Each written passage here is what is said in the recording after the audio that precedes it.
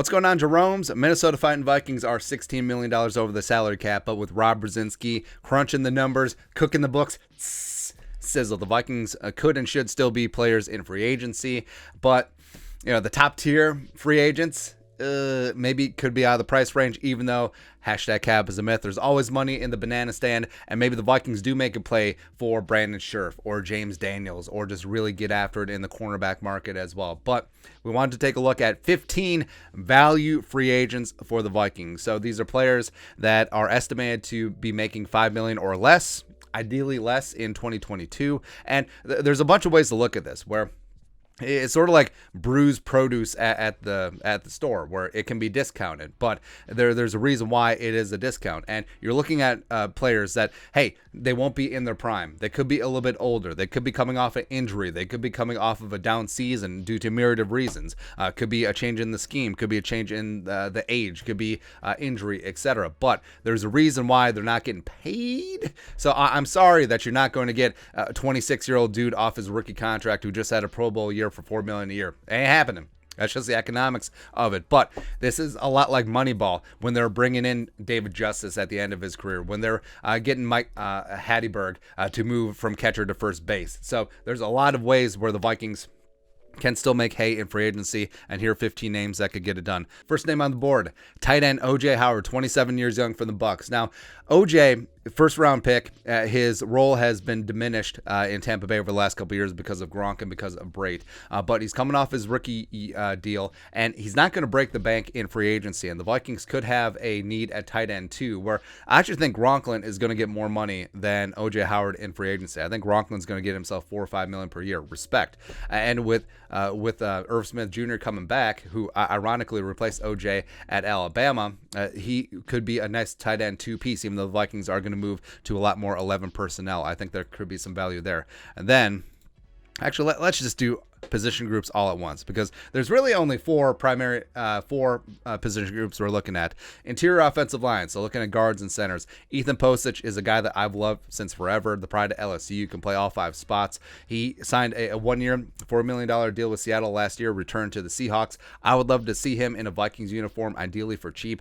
Billy Price is one of those guys that have had not a great career, also coming off of injury, but former first-round pick of the Bengals, who obviously had some issues with offensive line, but spent a year with the Giants, is still only 27. You do like the versatility, but we'll see what happens there. Austin Blyth is an interesting name. So he was with the Rams and then hit free agency, and then the Chiefs signed him up to be a backup, to be Creed Humphrey's backup, essentially. But Austin Blyth is only 29. I think that he could be a nice value free agent signing for the Vikings, just adding veteran depth to that offensive line. And they got Yalda Frohold, who hasn't really found his footing in the league. I loved him coming out of Arkansas. He's perfect for the zone scheme, and he didn't get the time of day with the Patriots.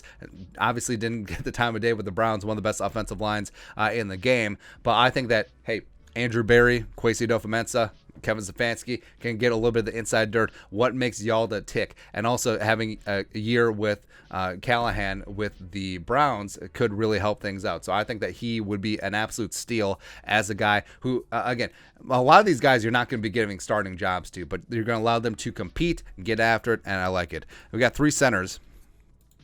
Oh, look, Nick Martin, formerly of the Texans. Again, perfect outside zone scheme, very athletic, a little bit undersized for center, a lot of the same issues with Bradbury, but could be coming in cheap, coming over from the Raiders at age 28. Mason Cole, yes, Mason Cole, where given all of these offensive linemen, I would just take Mason Cole. Like, it may cost a little bit to retain him, maybe $3-4 million, but I think that he played well enough last season under not great circumstances that the Vikings could use his youth, could use his versatility either at center, at guard. I would love to keep Mason Cole.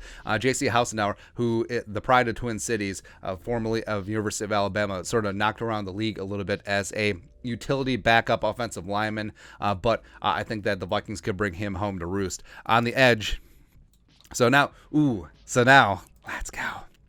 We got the age, we got the senior citizen group here, where again, you're not going to be getting 27, 28-year-old Melvin Ingram, Ryan Kerrigan, Jerry Hughes on the edge for $4 million. You ain't going to do that. But you could potentially get 33, 32-year-old these guys on the edge for a couple million. Where Kerrigan, after Washington let him go, spent a year with the Eagles. I think that his connections with Minuski as well as Kevin O'Connell just could be like, hey, come here, man. We're installing this 3-4. You're a 3-4 savant.